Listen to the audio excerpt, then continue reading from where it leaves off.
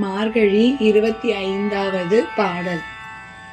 ஒருத்தி மகனாய் பிறந்து ஓரிரவில் ஒருத்தி மகனாய் ஒளிந்து வளர தருக்கினாலாகி தான் தீங்கு நினைத்த கருந்தி பிழைப்பித்த கஞ்சன் வயிற்றில் நெருப்பென நின்ற நெடுமாளே உன்னை அறுத்திட்டு வந்தோம்.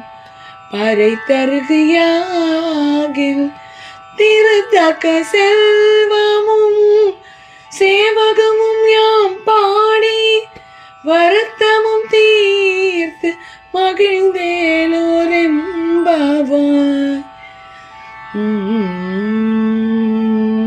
நன்றி.